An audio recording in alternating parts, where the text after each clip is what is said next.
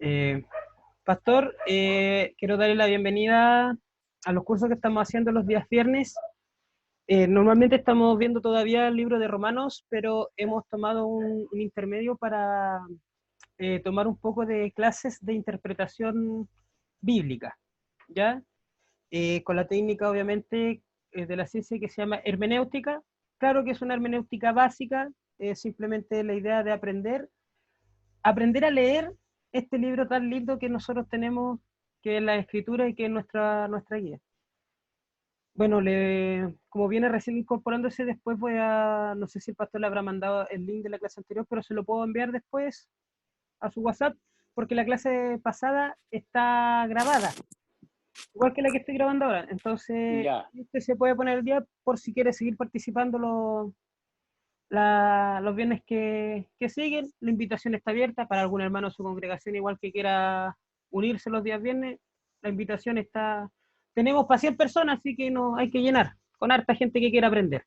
ok, Ya, ok. Pastor, le voy a pedir, sí, como usted sabe, el más nuevo del arco, siempre. Sí, Si acaso puede lo estaba iniciar, esperando. claro, iniciar la clase con una oración, por favor. Amén. Denle nomás, Pastor. Ahí vamos. Padre nuestro que estás en el cielo, en la tierra y en todo lugar, porque eres un Dios omnisciente, omnipresente.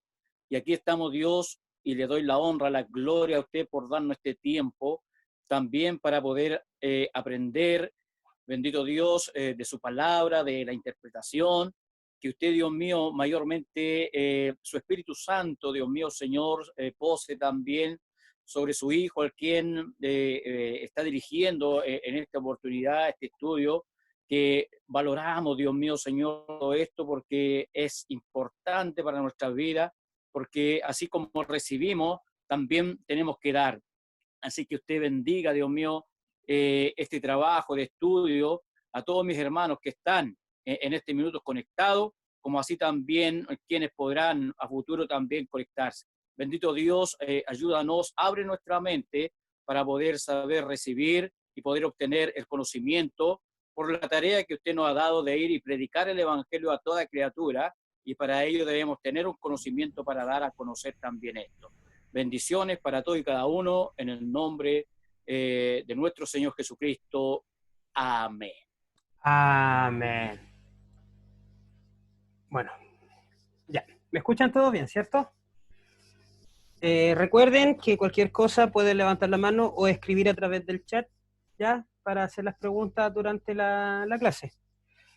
Bueno, como a mí me gusta también ser un poco dinámico y mostrar los beneficios que tiene estudiar la escritura para poder sacar un poco los paradigmas que se han puesto en algunas congregaciones donde de repente se dice que estudiar teología o estudiar en profundidad la escritura vuelve a las personas o frías o pierden la credibilidad.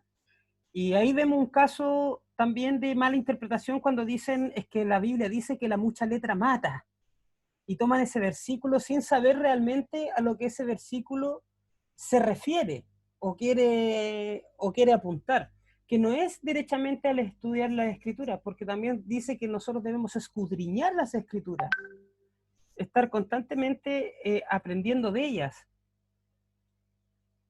Entonces, a ver, hermana Gloria, ¿me escucha? Me comunica que está con problemas ella de audio. ¿Escucha bien? Ahora sí. Ya. Hay que apretar bien los audífonos ahí. Ya. Como les decía, entonces ahí tenemos un ejemplo de una mala interpretación de un versículo por no tomar reglas de interpretación. Como dato, ese versículo apunta a unas leyes agregadas que tenían los judíos, que son las del Talmud, que son 300 leyes que hicieron un montón de viejitos judíos ahí que sabían hartas cosas y que le agregaron leyes a la ley de Moisés. No eran las leyes que estaban puestas por Moisés.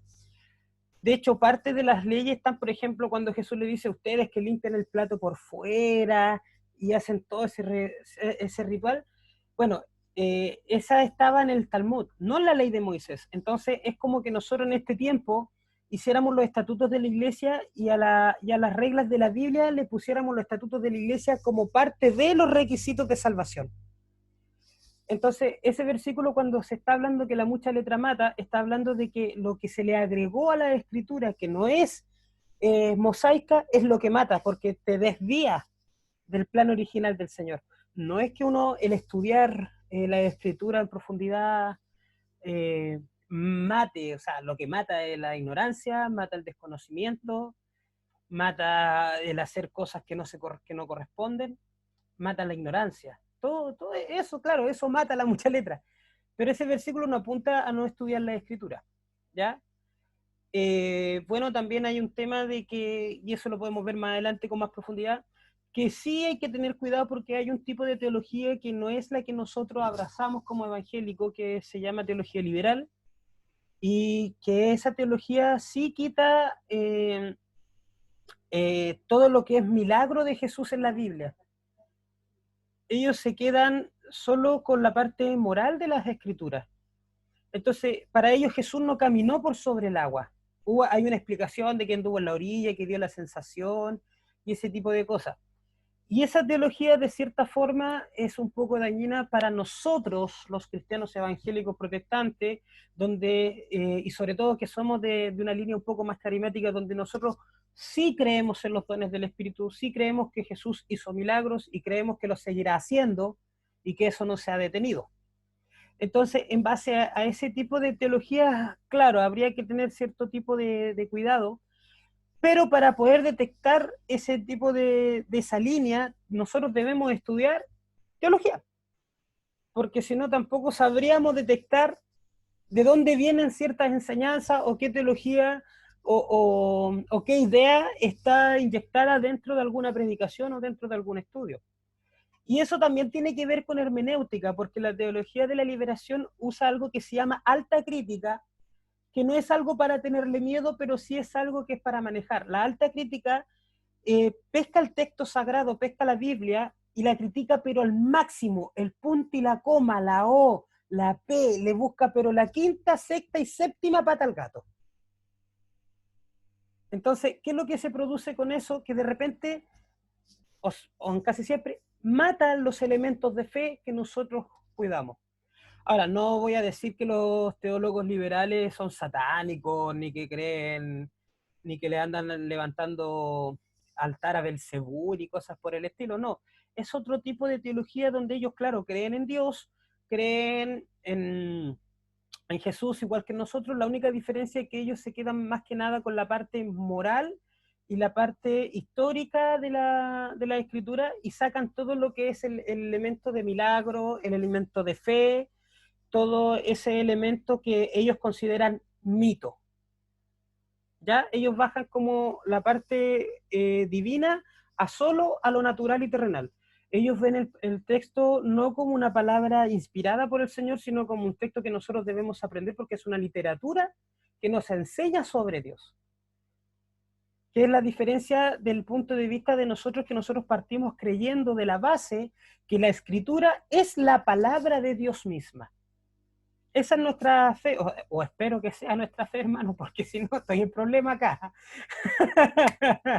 Espero que sea así, que la palabra de Dios es nuestra fe.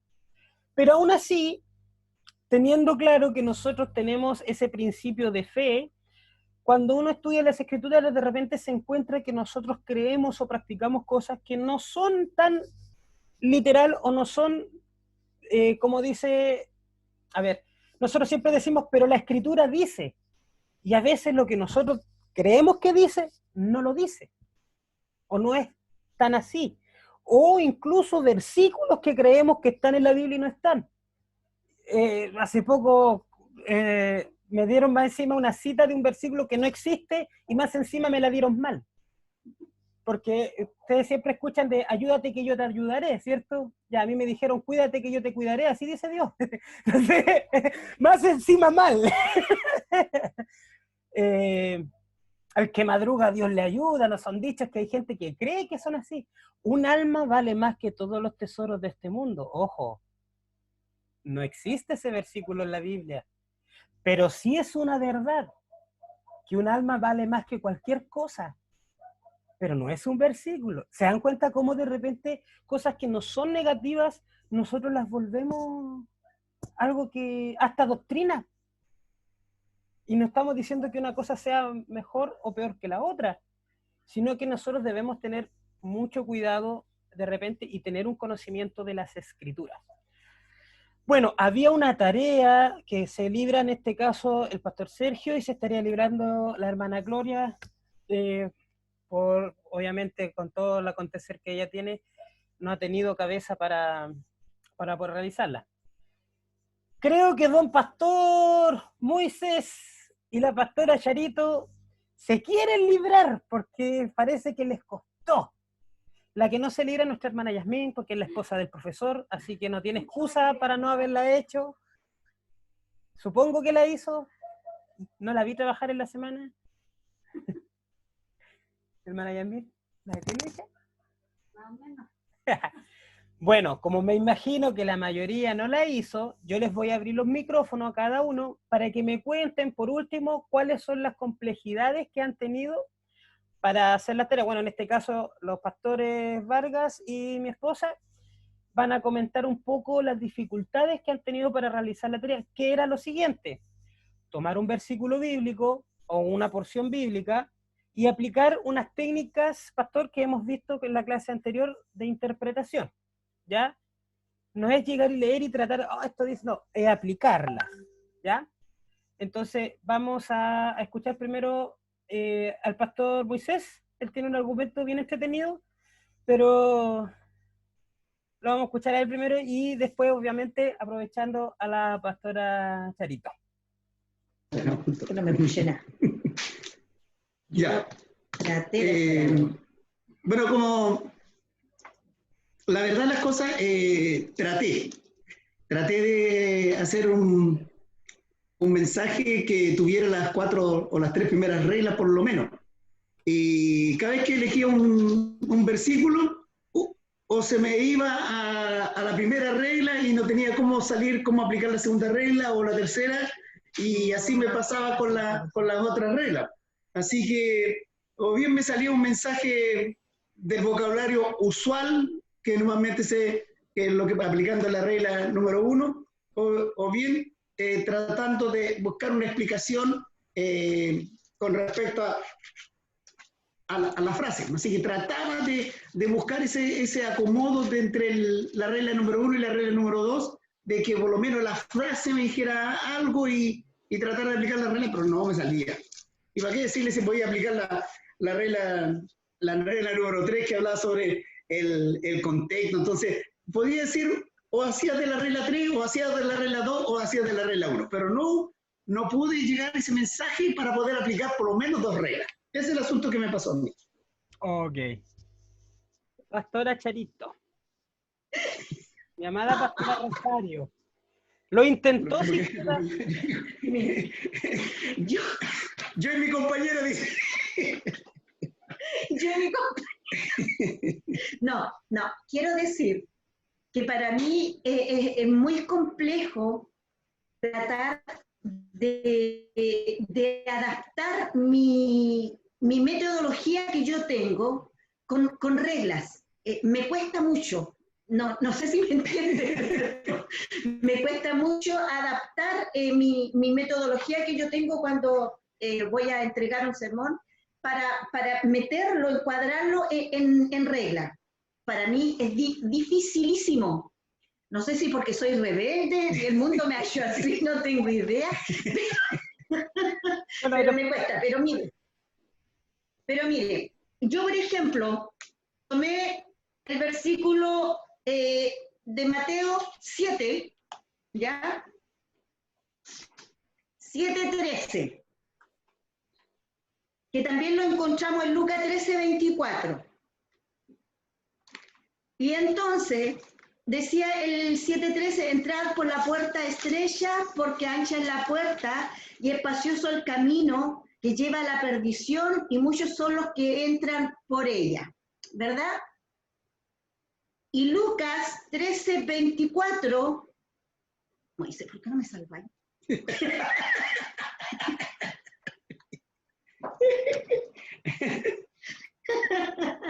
Y Lucas 13:24 está expresado de esta manera: esforzaos a entrar por la puerta angosta, porque os digo que muchos procurarán entrar y no podrán. Entonces yo... ¿Qué regla usó, pastora? No sé qué regla usé. No sé qué regla usé. La regla número 4 usó. Ah, ya. No sé qué regla usé, porque como ya le estoy diciendo, profe, a mí me cuesta encuadrarme en regla. Si usted me pide que le explique este pasajito chiquitito, yo lo voy a explicar según lo que yo entiendo. Y usted me va a decir, no, está malo, no se vaya por ahí porque no. Bueno, en la vida, ¿cierto? Nosotros tenemos que tomar decisiones. Siempre estamos tomando decisiones. Algunas son correctas, otras incorrectas, ¿verdad? Y igual que la vida secular, nos toca tomar una decisión importante, que es seguir a Jesucristo o no seguirle. Y seguir a Jesucristo tiene sus mandatos, tiene su ley, porque tengo que esforzarme a cumplir ciertos mandatos de parte de Dios para poder seguir este camino. Porque si es verdad que tengo un libre albedrío, pero también es cierto que debo apegarme a lo que Jesucristo sí me está llamando a hacer. Entonces, yo decía, sí, es verdad, tomamos decisiones en la vida correctas e incorrectas, y espiritualmente a veces también tomamos decisiones incorrectas, como es sacar de texto, como sacar de contexto los textos. Ya, y no me pidan más.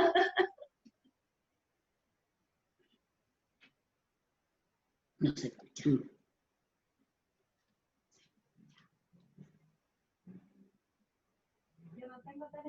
Perdón. Ahora sí, Perdón, ahora sí. Yo no les voy a decir si está bien o está mal, ¿ya? Yo le voy a hacer una pregunta a raíz de lo que misma dijo, ¿ya? Ahora, le voy a informar que sí aplicó por lo menos una de las técnicas que vimos, que es buscar el texto paralelo. Lo buscó en otra. Ah, ya. ¿Ya? Dije que bien. Pero yo le voy a hacer una pregunta. Usted me dijo que me lo puede explicar. Ahora yo la pregunta es, ¿cómo sabe que su explicación está correcta si no aplicó otras técnicas? O simple, ¿cómo sabe que su explicación está correcta? Eso es lo que no sé, po. Eso es lo que no sé, eso es lo que le estoy explicando, que según yo, ¿cierto?, estaría correcto porque se trata de tomar ciertas decisiones. Ahora, yo tendría que leer todo lo que significa Pero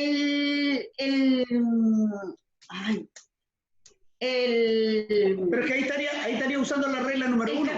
El capítulo número 7, ahí ¿cierto? estaría usando la regla para número 1. llegar ahora a esto, ¿por qué me están pidiendo que haga esto? ¿Cierto?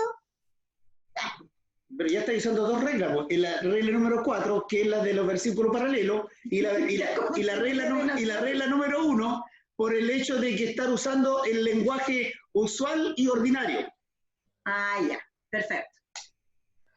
No, Ya. si no estaba tan Está lejos. dentro de lo que vamos a ver porque usted inconscientemente ocupó otra regla que está dentro de las 4 que vimos, pero que están reforzadas entre las 5 y las 6 que vamos a ver ahora. Y que ahí yo les voy a explicar sobre un fenómeno y también les voy a explicar el por qué cuesta. ¿Y por qué cuesta? Es lo mismo que le conversaba al pastor antes de entrar a la clase. ¿Ya? Vamos a escuchar... ¿Podríamos decir que es una alumna aventajada? Es la que tiene que reemplazarme en las clases. Oh. Ya, avancemos. No se va a hacer esto. A la hermana Yasmín vamos a hacerse escuchar ahora. Avancemos. Ahora se escucha, hermana. Sí, sí. Avancemos nomás, profesor. Ya, yo no sé en realidad si apliqué todas las técnicas, pero sí me quedó claro el de la regla 2 del sentido que indica el conjunto de la frase del texto, y la regla 3 que habla del contexto, y esas dos yo creo que apliqué para esto. Si fueron las otras dos sería fantástico, pero tomé el versículo en el libro de Hebreos 12:1, que dice en la versión Reina Valera: por tanto, nosotros también, teniendo en derredor nuestra tan grande nube de testigos, despojémonos de todo el peso y del pecado que nos asedia, y corramos con paciencia la carrera que tenemos por delante. Y ahí hay una coma, no es punto, por lo cual también tiene un contexto con el versículo 2. Y ¿en qué frase me cité yo aquí? Cuando dice el sentido de la frase, cuando dice teniendo en derredor nuestra tan grande nube de testigos. En varias, bueno, yo desde niña en realidad escuché esa frase de la nube de testigos, que la enseñaban ahora al leer todo el contexto, de mala interpretación, porque se decía, no sé si usted lo escuchó, que la nube de testigos eran toda nuestra familia, nuestros compañeros de trabajo, donde andábamos nosotros, había nube de testigos, que si nosotros hacíamos algún pecado o cometíamos algún error, nos iban a estar apuntando con el dedo. Pero al leer el capítulo 11, resulta que nombra ahí a grandes hombres de fe, a los patriarcas, a Moisés, a Enoc, a José, a Abraham. Entonces, al entender el contexto del capítulo anterior, que habla de la fe de esos hombres, yo entiendo que esa es la multitud tan grande de testigos que nosotros tenemos hacia atrás, que son los grandes hombres de fe. Y el propósito sería de este versículo, según lo que yo entiendo, es que debemos correr con perseverancia la carrera que tenemos por delante. Ese sería el propósito que nos está instando el Señor, a mirar a Jesús y a correr por delante la carrera. Y cuando vienen esas debilidades humanas que nos quieran llevar al pecado, recordar a estos grandes hombres de fe, que fueron hombres tan humanos como nosotros, y el Señor les ayudó. Eso. Mire la cámara, hermana. Amén. No sé si estará los dos reglas que yo al menos consideré. Ahora sí, ahora sí. Según yo ahí apliqué dos reglas, el contexto y el propósito, pero el paralelo sería para mí, según todo el capítulo 11, no sé si estará bien. Y la primera regla no sé si está. Así que el profe diga si está o no está, si está bien o no. Ya. Pastora, dígame. ¿Cómo? Yo- No, es que está levantando la mano como no, si está gesticulando nomás. Me está llamando la atención nomás. Pastor Sergio, ¿alguna pregunta o estamos tratando de entender a los hermanos por ahora? Deje reiniciar el audio, espere. Tiene que aceptar ahí para iniciar el audio.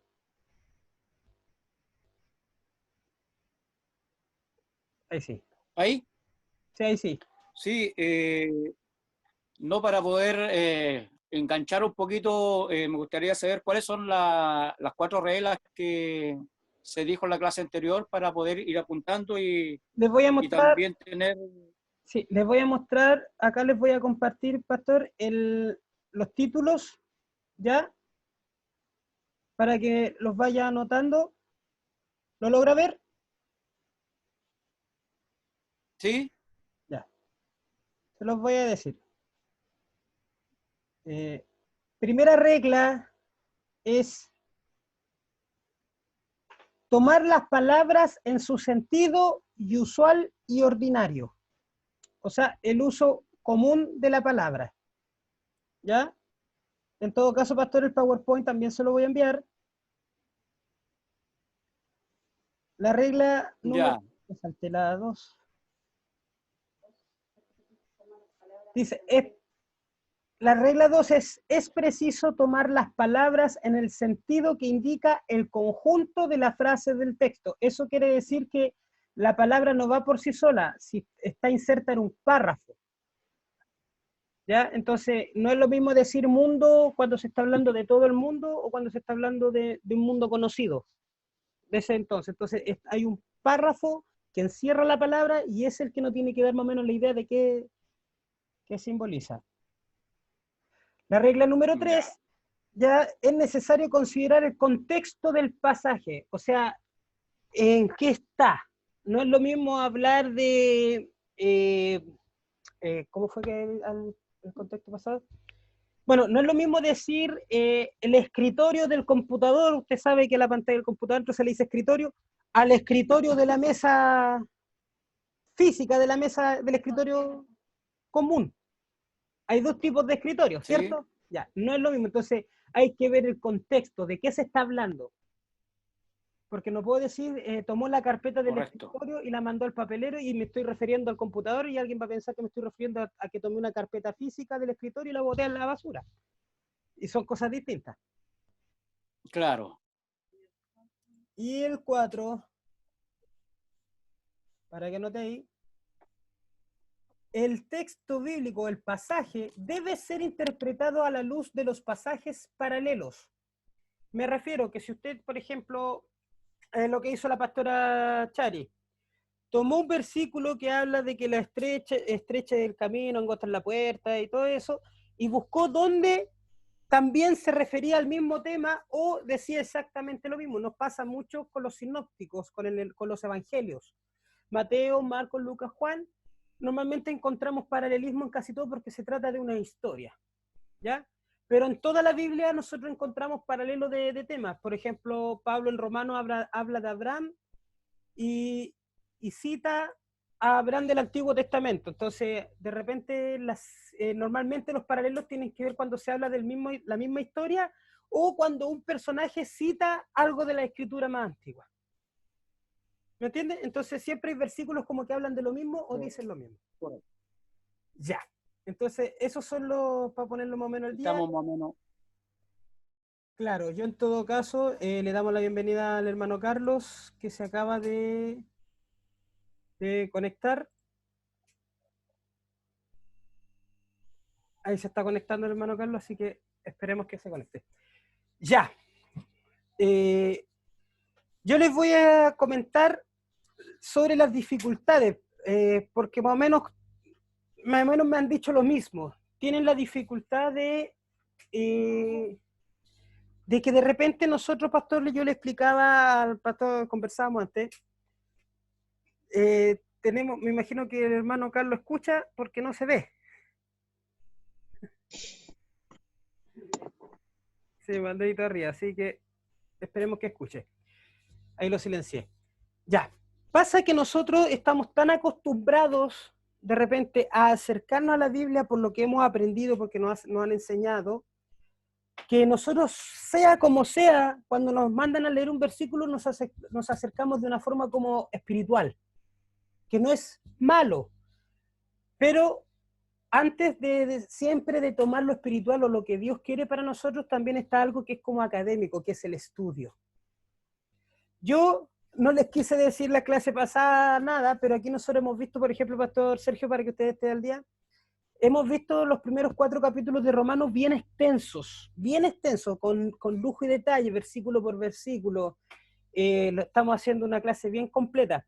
Entonces, cuando yo les digo una tarea que es académica, de aplicar unas técnicas ya de interpretación, a ninguno de mis amados alumnos que han visto Romanos se le ocurrió irse a algo fácil, que ya han visto los primeros capítulos de Romanos, que hemos aplicado todas las técnicas que incluso ni han visto todavía en Romanos, porque han visto contexto, han visto las palabras, porque lo hemos visto versículo por versículo, palabra por palabra. Entonces, a veces nosotros creemos que acercarnos al texto de manera académica nos va a restar de revelación de parte de Dios, o de iluminación, mejor dicho, de Dios hacia nuestras vidas. Y resulta que no es así, no es así. Mucha aplicación de técnica para que se pueda asimilar sin perder, como decía la pastora Chari, la característica propia del estudio de uno, o sea, del acercarse al texto, requiere tiempo, requiere estudios profundos, no solo de versículos. Por ejemplo, yo les decía en la clase pasada que existen libros que son de usos y costumbres de los tiempos de Jesús o usos y costumbres de los tiempos del Antiguo Testamento.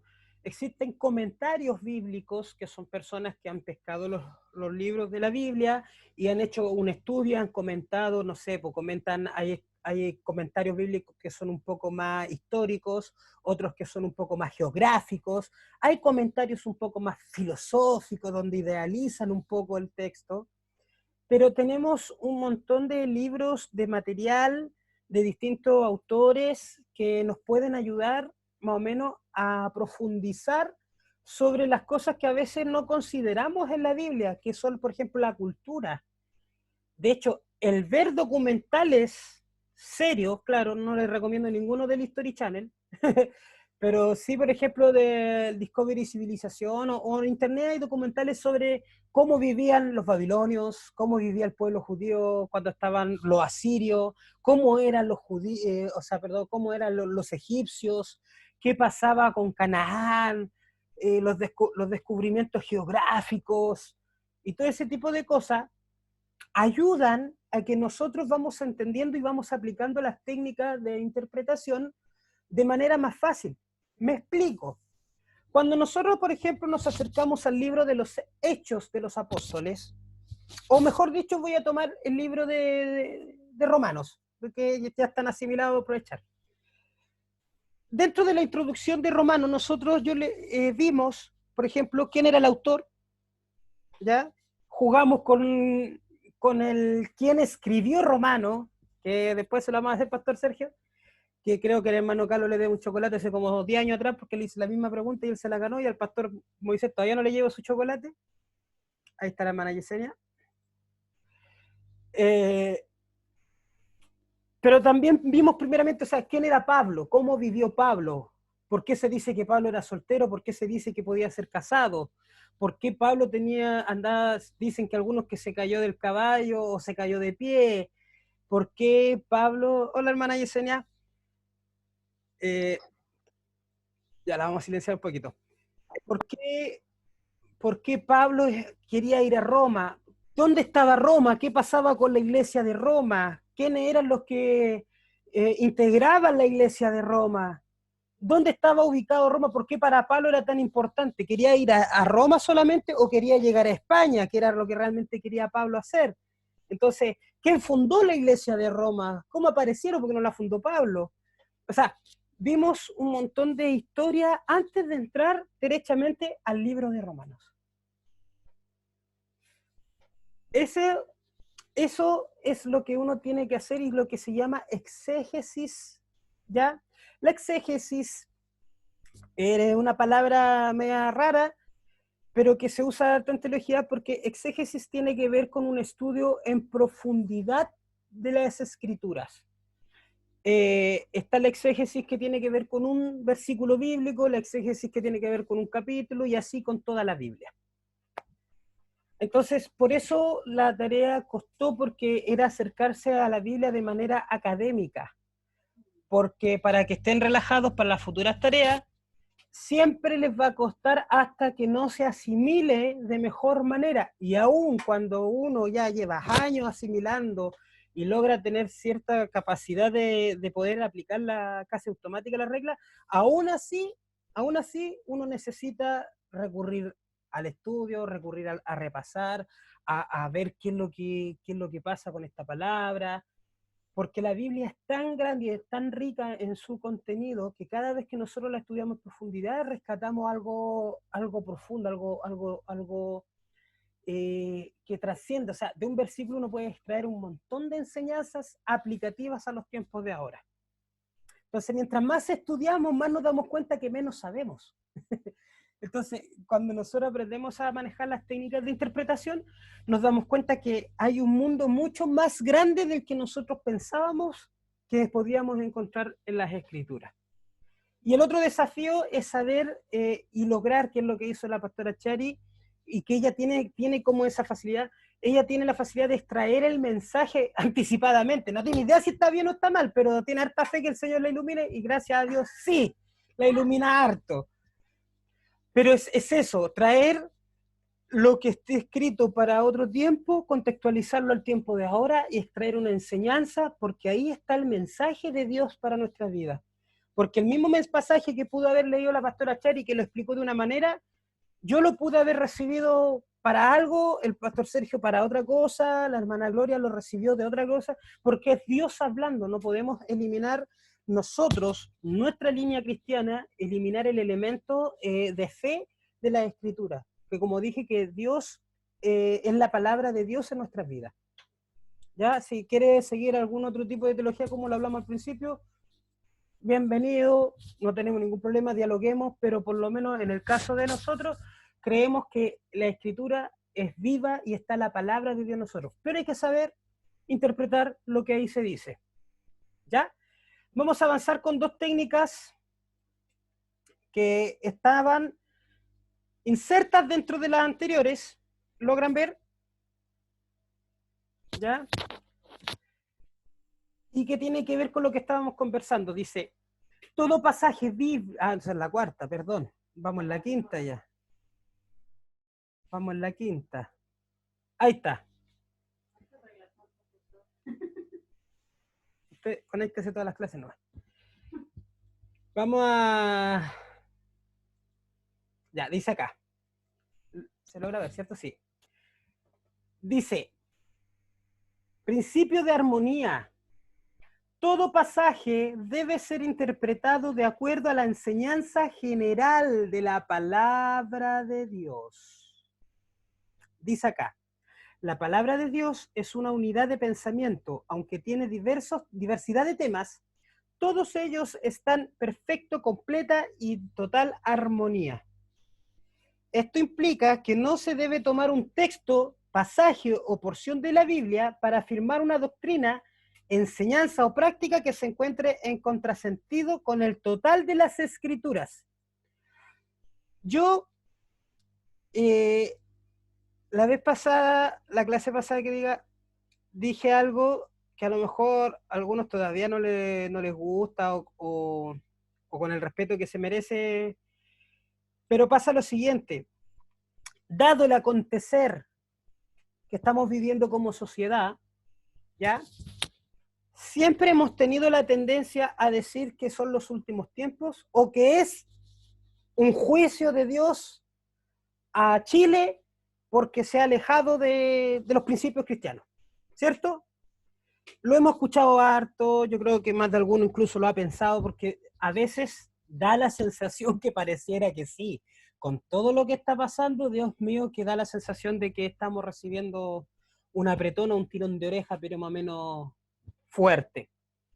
Pasa lo siguiente, que si yo me voy al contexto general de las Escrituras, me voy a dar cuenta que todas estas cosas que estamos pasando, de igual manera, exactamente igual, o de manera distinta, a través de la historia, distintas generaciones han pasado por sus periodos de dolores, por decirlo de algún modo, donde ha habido desastres naturales, donde han tenido enfermedades, pandemias, donde incluso los cristianos del primer siglo tuvieron persecución, para ellos era el acabo de mundo literal, no pensaron que la Escritura iba a seguir siendo leída 2000 años después, porque acuérdense que en el primer siglo, antes de Constantino, en el siglo III, los cristianos eran alimento de león. O sea, aquí los que estábamos más rechonchitos, los leones eran felices. pero eran perseguidos, eran matados, o sea, ellos tenían que esconderse, tenían que estar en constante, ¿cómo se llama esto? Cuidado de no poder predicar su fe libremente. Y hoy en día hay partes en el mundo donde también pasa lo mismo. Nosotros, de cierta manera, estamos un poco regalones, en ese sentido donde yo me puedo parar en la esquina, predicar mi fe, y si viene alguien y me ofende, yo lo puedo demandar. ¿Me entiendes? O me golpea por predicar mi fe, yo lo puedo demandar. Entonces, cuando leemos las Escrituras, nos damos cuenta que a veces nosotros traemos cosas del Antiguo Testamento a la aplicación del Nuevo Testamento. Y perdemos el sentido y hacemos doctrina de algo que no está avalado por el contexto general de las Escrituras. Me voy a ir con algo más simple. Para nosotros, Cristo vino, se hizo hombre, caminó por esta tierra, predicó el mensaje, murió, o sea, fue crucificado, murió y resucitó. Y nosotros encontramos a Cristo, o tipología de Cristo de redención de la humanidad, desde el Génesis al Apocalipsis. Aunque para algunos estudiosos de la Escritura dicen que es como muy rebuscado, para nosotros no es tan rebuscado porque ahí encontramos el plan de salvación para nuestras vidas, ¿cierto? Si alguien viene, como pasó en el siglo I, a decir que Cristo no resucitó, o que Cristo no murió, ¿se entiende? Y viene a decir, no sé, ¿y cómo saben que no murió? Porque Cristo se le apareció a los discípulos caminando para Canaán, ¿era? El versículo, se me escapó. Emaú, ya. Para los traperos esos que tienen que ir a buscar los sillones estos.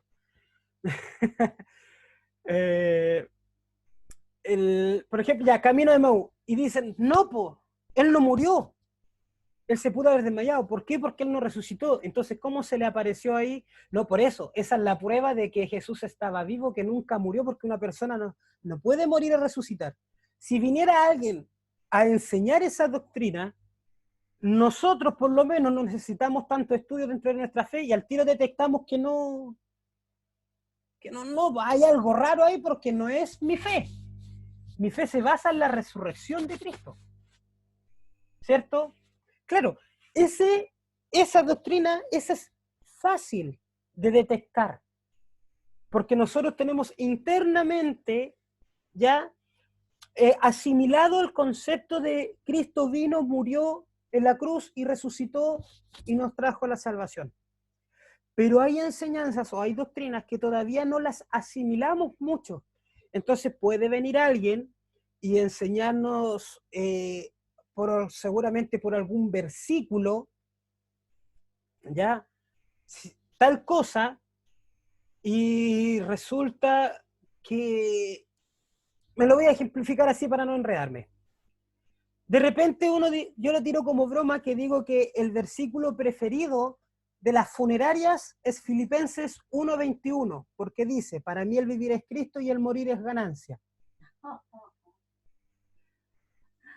¿Qué pasa? Claro, suena risorio, es una talla. Pero ¿qué pasa si alguien hace doctrina dentro de una iglesia y empieza a decir que la muerte es ganancia monetaria y que cada persona que muere al morir tiene que dejar una herencia a la iglesia?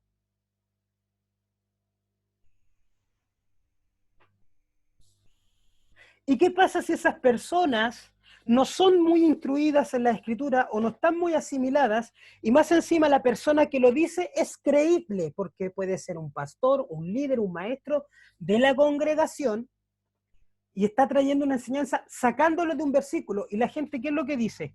Ah, pero como está en la Biblia, está en un versículo, tiene que ser verdad.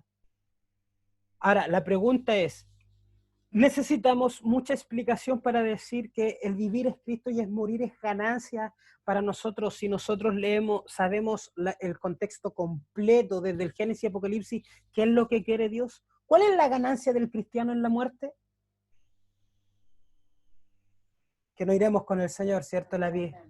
pasar ya al plano eterno, al plano de la otra vida, porque nos iremos con el Señor, ¿cierto? No es un tema monetario, pero se dan cuenta cómo si yo saco un versículo y hago doctrina de ese versículo, fuera del contexto completo, general de la Biblia, puedo crear una doctrina distinta, ¿ya? Incluso puedo caer en herejía. Ahora, sí hay que tener ojo y tener alto estudio porque hasta el día de hoy hay textos un poco que se llaman oscuros, en el sentido no que sean medio malos, diabólicos, cosas por el estilo.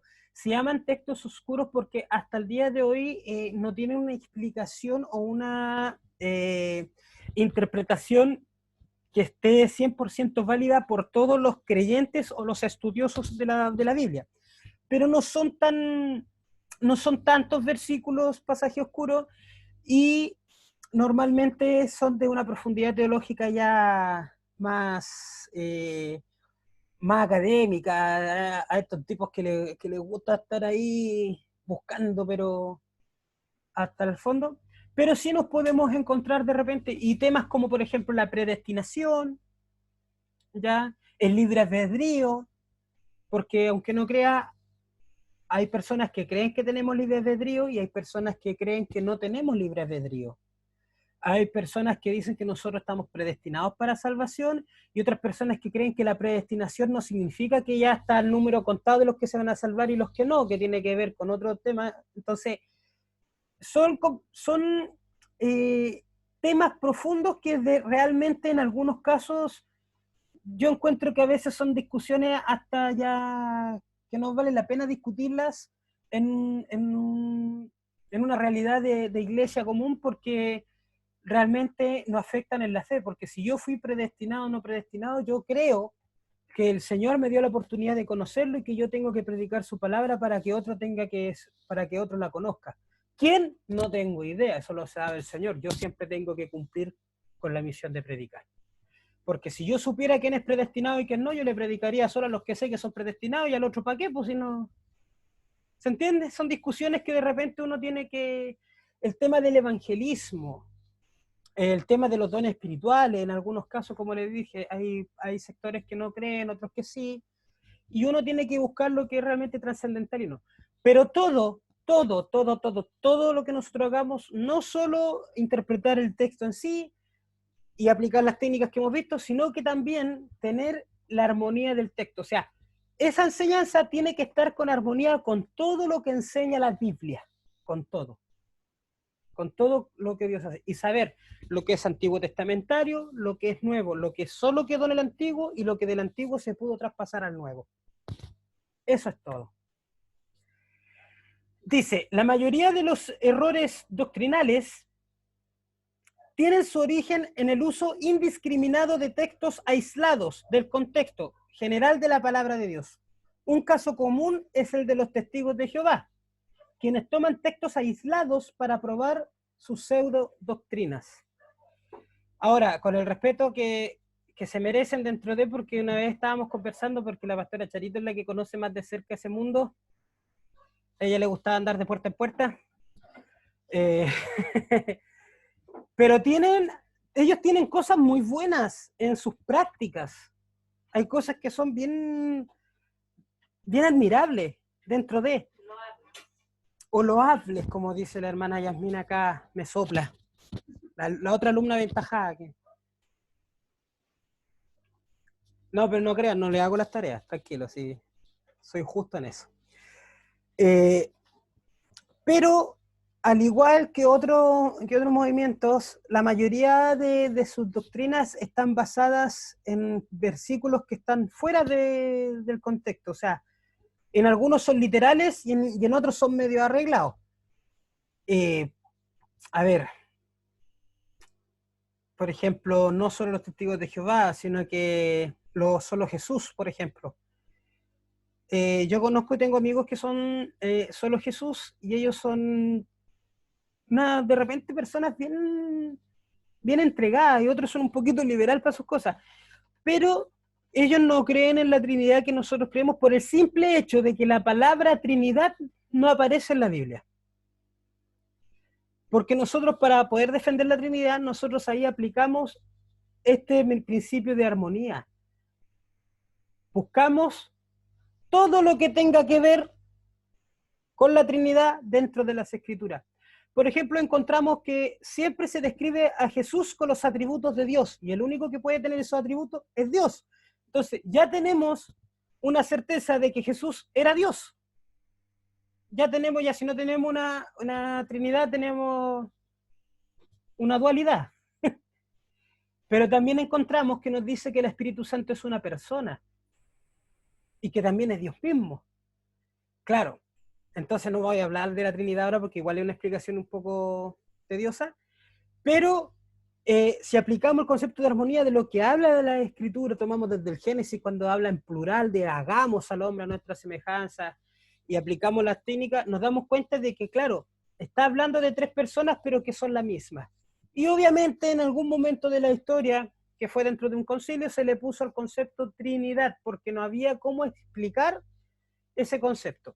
Y lamentablemente tomaron la palabra Trinidad que viene de otras culturas, por ejemplo los egipcios, los mesopotámicos, también tenían ellos conceptos de Trinidad, pero no era lo mismo que la Trinidad que tenemos nosotros. Pero el concepto Trinidad viene de por allá, porque era lo que ellos, los teólogos de esa época, tenían a mano para explicar ciertos fenómenos. Pero se dan cuenta cómo podemos hacer doctrina, o porque una palabra no está en la Biblia, o porque un versículo lo tomaron solo de la Biblia. Me acuerdo que en la clase pasada hablamos de la locura de la cruz. Ya.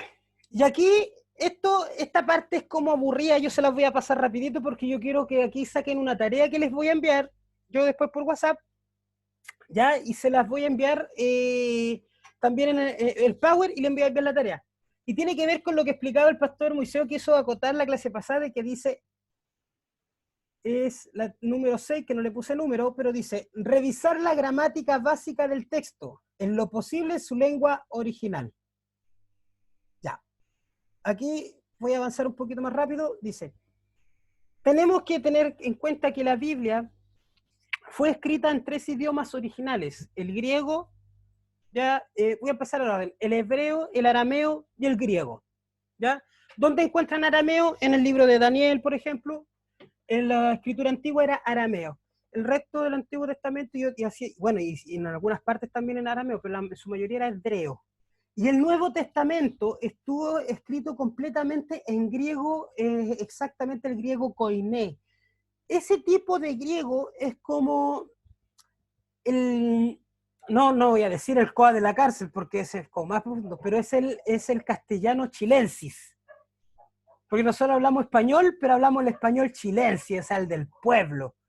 Ya donde tenemos modismo, donde tenemos palabras cortadas, donde tenemos muletillas, frases distintas. Le cambiamos, la idea de una palabra se la cambiamos, ¿me entienden? Al decir, oye, este gallito, no estamos hablando del gallito del pajarito, estamos hablando de Quechorito, o no estamos hablando del apellido del pastor Vargas, que es Vargas Gallo, no, ¿se entiende? Cambiamos los modismos. ¿Qué es lo que pasa? Que los copistas, ya las personas que se encargaban de traducir la escritura, se encuentran que muchas veces el idioma ya no se hablaba bien, ya, cuando la querían traducir, porque primero se copió en el mismo idioma, y entonces ellos empiezan a traducir. Y al traducir,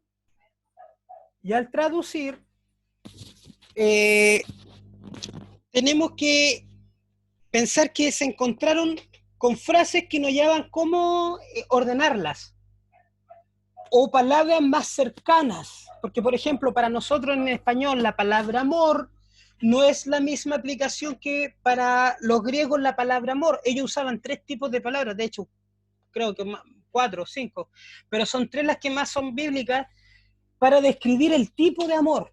Ellos eran como bien así metódicos. Ya. Entonces se encuentran con ese problema. Se encuentran con el problema de la gramática. La gramática tiene que ver con la estructura de la frase, cómo está armada. Por ejemplo, la estructura de la gramática en español no es lo mismo que la estructura en la gramática del idioma inglés.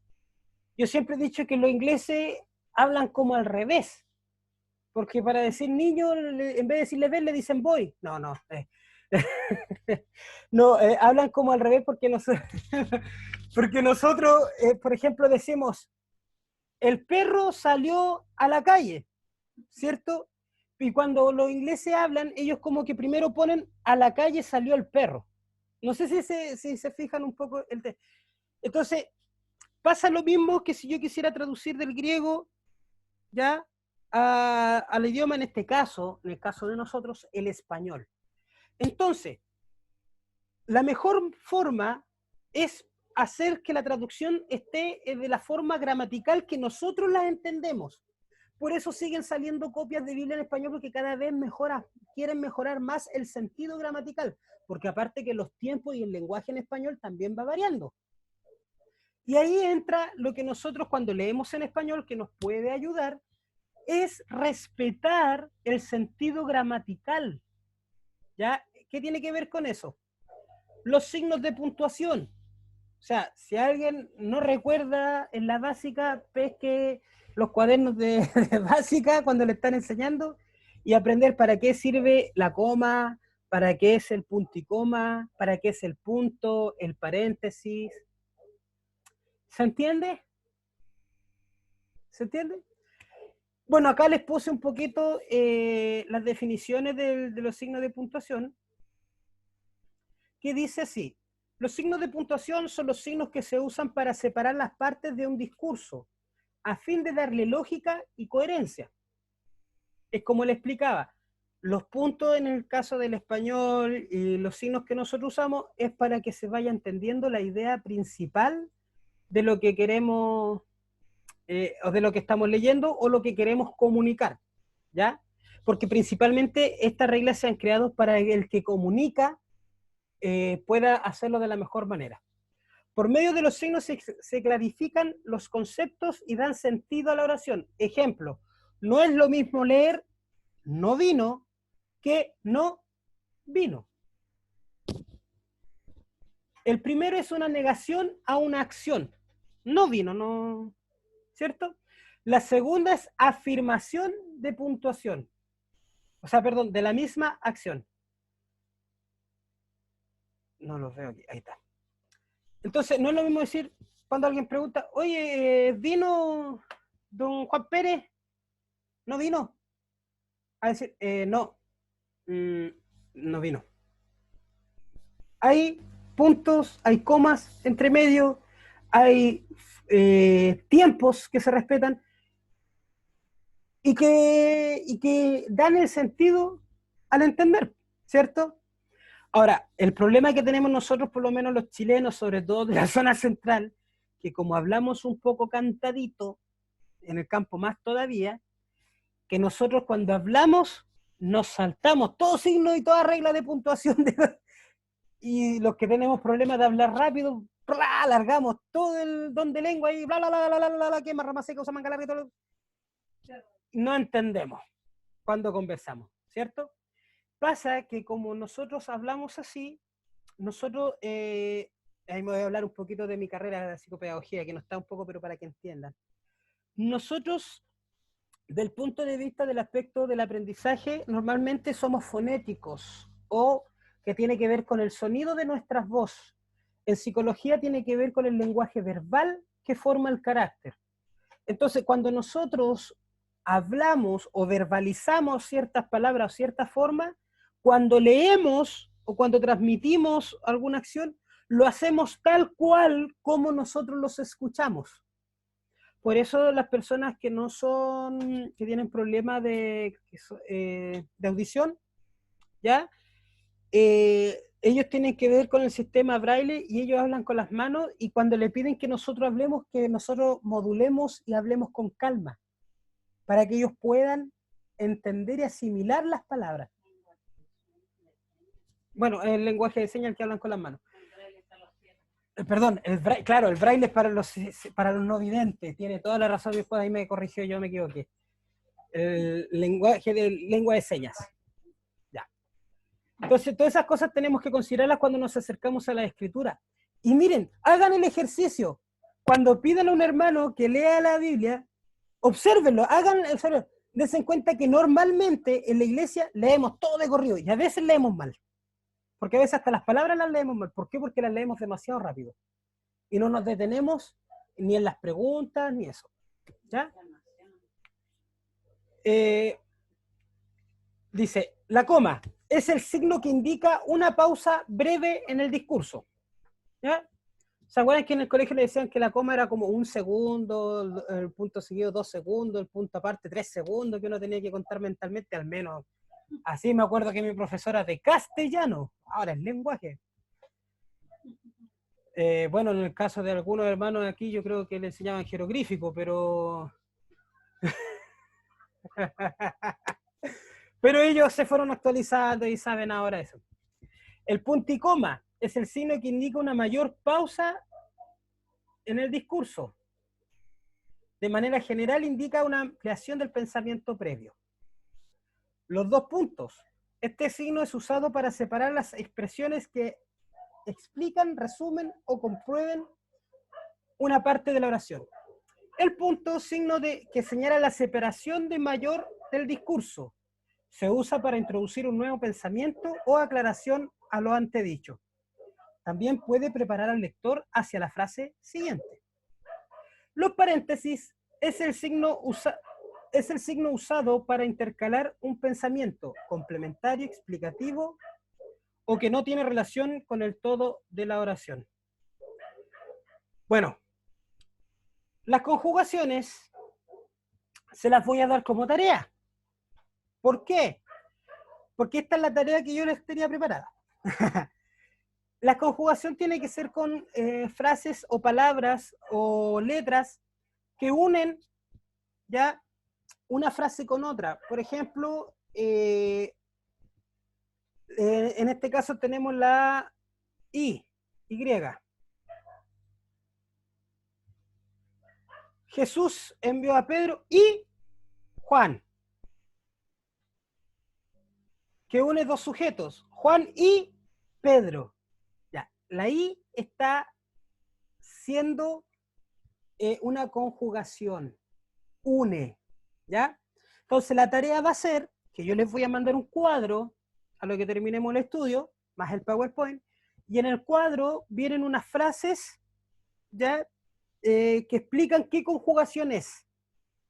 Y después les voy a mandar unos versículos bíblicos que van a estar en una hojita que les voy a enviar. Y en la hojita les va a decir que ustedes tienen que más o menos saber qué conjugación está siendo aplicada ahí.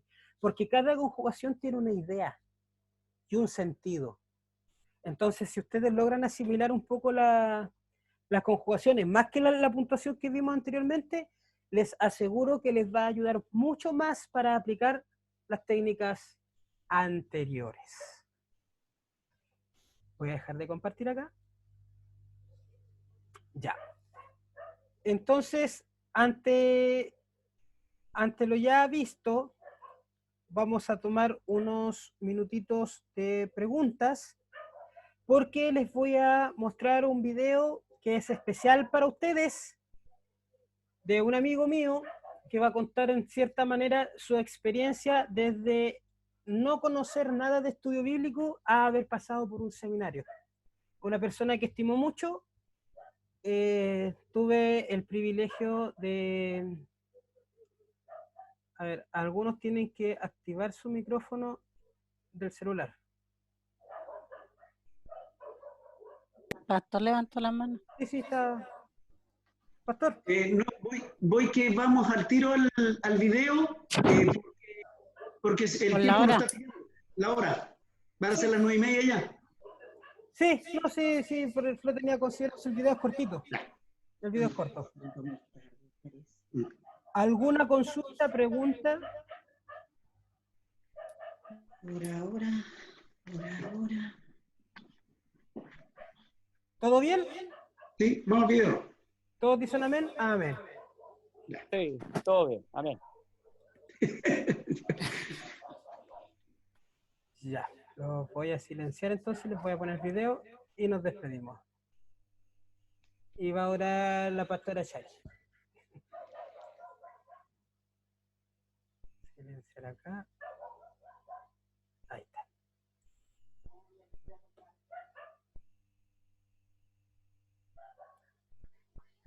Ay, ¿por qué no puedo grabar el video?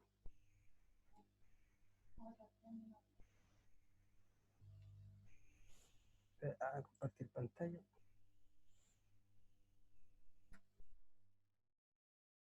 Ahí está. ¿Se ve? No, no se ve el video.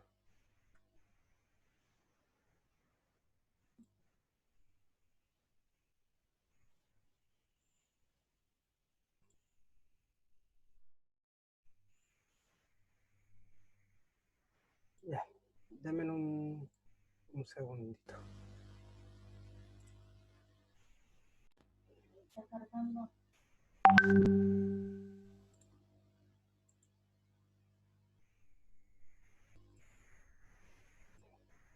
No se llama el título.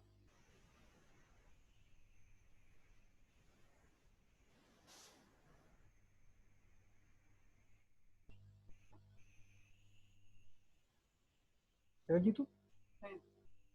Sí.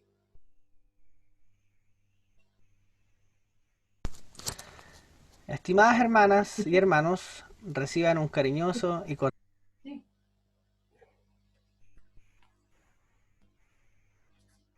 saludo de mi parte.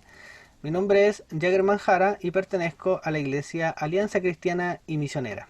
Y en este video quiero poder comentarles brevemente acerca de mi testimonio con la teología y con la hermenéutica. Hace una década aproximadamente pertenecí a una iglesia que se caracterizaba por ser muy conservadora, por ser muy fundamentalista. Eso quiere decir que era una iglesia que no estaba abierta al diálogo teológico.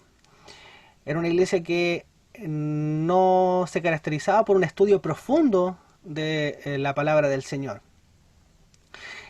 E incluso se discutía acerca de si es que la hermenéutica era necesaria para estudiar la palabra de Dios, porque la hermenéutica era una ciencia que se estudiaba en otras áreas del saber, por ejemplo, lo que es el derecho.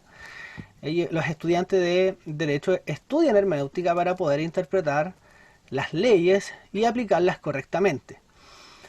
Es así que había mucho rechazo hacia la hermenéutica, rechazo hacia el estudio profundo de la escritura y rechazo al diálogo teológico, a respetar y a escuchar otras opiniones. Y eso obviamente trae muchos problemas al rechazar la hermenéutica, porque no se toman en cuenta cosas básicas para la interpretación. Por ejemplo, el tomar en cuenta el contexto histórico-cultural en el que se desarrolla un texto. Tampoco se toman en cuenta el área de la gramática, la lingüística, o sea, los géneros literarios con los cuales se escribe el texto, las figuras de dicción que se utilizan. Por lo tanto, al no considerar estas cosas, se llegan a muy malas interpretaciones que están muy lejos de lo que el autor quiso decir a sus destinatarios originales. Sin embargo, en el año 2016 comencé mis estudios teológicos formales en el seminario de mi iglesia, el Seminario Teológico Alianza, en la sede de Concepción, y ahí tuve un encuentro formal con la hermenéutica, ¿ya? Y puedo decir que la teología y la hermenéutica cambiaron completamente mi cosmovisión de la vida, mi paradigma acerca de Dios y de la vida. La teología vino a liberarme. Si tuviera que resumir el impacto o la consecuencia de la llegada de la teología a mi vida, y es libertad. ¿Por qué? Porque la teología me liberó de muy malas interpretaciones, me liberó de malas prácticas, ya que una mala interpretación lleva también a una mala práctica, me liberó del fanatismo religioso, de la rigidez teológica. La teología me ayudó a creer en el diálogo teológico, a reconocer que habían otros hermanos que piensan diferente a mí y sin embargo deben ser respetados, deben ser escuchados y deben ser tomados en cuenta. La teología también me ayudó a tener una mejor comprensión acerca de Dios y de su revelación. La teología me ayudó también a mejorar y a tener una mayor relación con Cristo, ya que ahora podía tener un panorama mucho más amplio de quién era Jesucristo. Y en aquellos años de estudio es que conocí la hermenéutica y descubrí que era algo totalmente necesario. No podía rechazar aquella ciencia que me entregaría los principios para poder interpretar la palabra de Dios. Ahora, ¿por qué es necesaria la hermenéutica? Porque tenemos que entender que la Biblia, y lo sabemos obviamente, es un documento escrito. Por lo tanto, está compuesto por idiomas, está compuesto por géneros literarios, por recursos lingüísticos, lo escribe un autor, tiene un destinatario, tiene un mensaje, y además son documentos que no se generan en el vacío, sino que pertenecen a un momento histórico, cultural específico, ¿cierto? Por lo tanto, eso también tenemos que conocerlo al momento de interpretar, porque eso está plasmado en el mismo texto. Y si nosotros creemos que la Biblia es la palabra de Dios, por lo tanto, esto nos debe llevar a un compromiso, al compromiso de poder interpretar con responsabilidad y diligencia la palabra de Dios. ¿Y cómo lo hacemos? A través de esto, de la hermenéutica.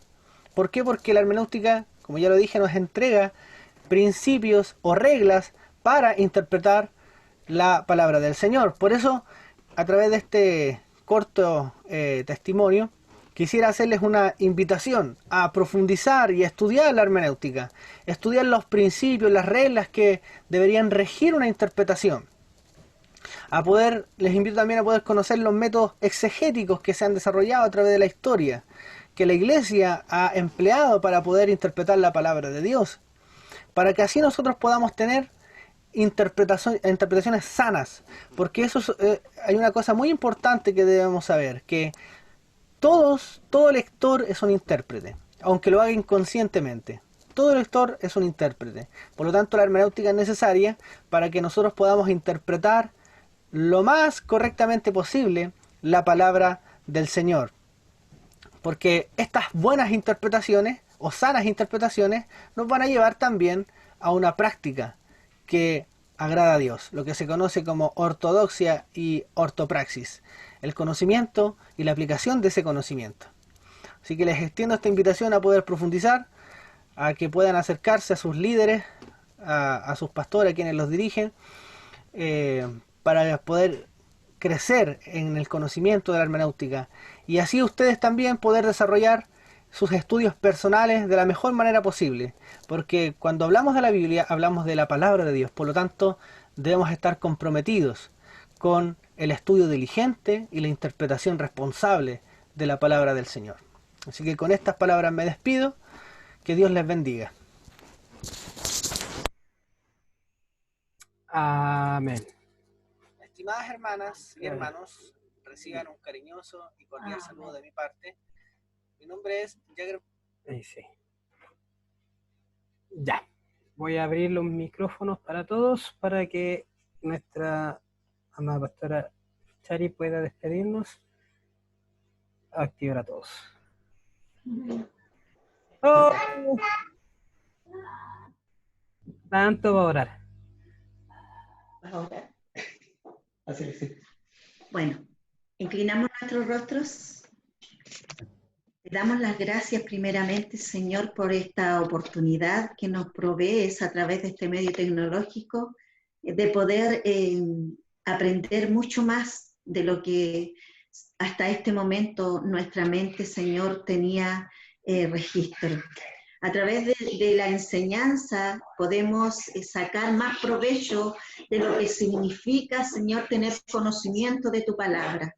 Agradecemos a nuestro hermano Rodrigo que se da este tiempo para con nosotros, como así también a cada uno de los hermanos que se dan cita en este día para poder aprender, porque eso nos va a dar las herramientas, nos va a entregar las armas para poder llegar a otro y llevarlo a la plena libertad, como decía nuestro hermano, que él se había liberado liberado de muchos estigmas que nos rodean dentro de la religión. Así que cada día que podamos ir aprendiendo y atesorando lo que vamos aprendiendo, Señor, que lo podamos poner por práctica. Ayúdame, Señor, especialmente a mí para poder ampliar este conocimiento, ampliar mi visión y poder retener y encuadrar, Señor, lo que estoy también aprendiendo. Bendice, Señor, a nuestro pastor Sergio que ha estado con nosotros. Gracias porque él tuvo, Señor, la gentileza de participar, como así también a mi hermana Yesenia que está en su trabajo, y a cada uno de mis hermanos, a mi hermana Gloria, a mi hermana Yasmín y también a mi hermano Rodrigo. Esa bendición, Señor, de lo alto que emana del Padre, del Hijo y del Espíritu Santo, sea llenándonos de esa paz para que podamos, Padre eterno, tener un descanso reparador. En el nombre de Jesús, amén. Amén.